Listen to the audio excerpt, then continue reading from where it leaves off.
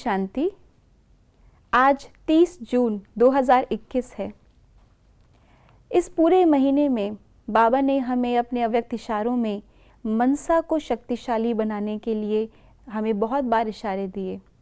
आज की बाबा की मुरली में भी बाबा ने कहा कि अगर हमें सर्विसेबल बनना है, सबूत देना है, तो सबको सुख देना है, किसी को भी दुख नहीं मिलना चाहिए हमसे। स्थूल रूप से तो फिर भी हम कई बार ध्यान देते हैं कि हमारे कभी कोई कर्म ऐसे ना हो, लेकिन हमारी मनसा और वाचा, इसके ऊपर भी हमें ध्यान देना है। तो आइए सुनते हैं आज का बाबा का जून मास का आखिरी अव्यक्त इशारा। कोई भी स्थूल कार्य करते हुए मनसा द्वारा वाइब्रेशन फैलाने की सेवा करो। जैसे कोई बिजनेसमैन है तो स्वप्न में भी अपना बिजनेस देखता है, ऐसे आपका काम है विश्व कल्याण करना। यही आपका ऑक्यूपेशन है। इस ऑक्यूपेशन को स्मृति में रख सदा सेवा में बिजी रहो। कई बार साकार मुरलियों में हम सुनते हैं और अव्यक्त बाप दादा भी इस पर कई बार बोलते हैं कि जो बाप का ऑक्यूपेशन, जो बाप का धंधा, वही हमारा धंधा। संगम पर हमारा धंधा ही है बाबा से सर्व गुण सर्व शक्तियाँ पूरा वर्षा लेकर के खुद परिवर्तित होकर के अन्य आत्माओं को भी बनाना।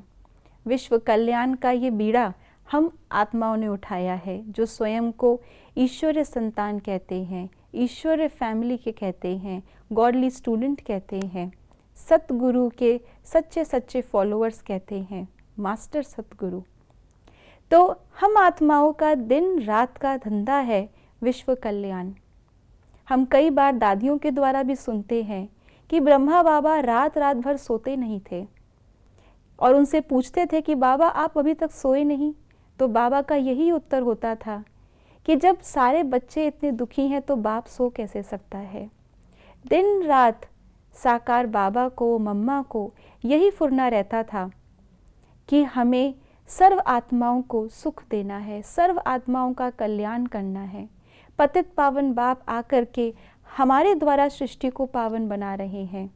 ये संगम का समय कितना छोटा है और इस संगम के समय पर प्रारब्ध हमें कितनी ऊंची और श्रेष्ठ बनानी है, न केवल स्वयं के लिए लेकिन सृष्टि की सर्व आत्माओं का प्रकृति सहित उद्धार करना है। इतनी बड़ी सेवा जिसके सर पर हो, उसकी मनसा व्यर्थ भला कैसे हो सकती है।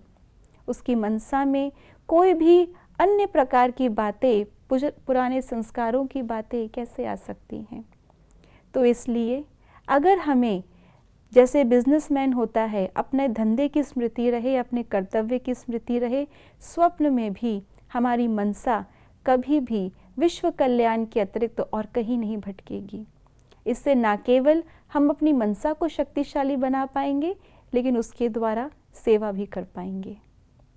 ओम शांति।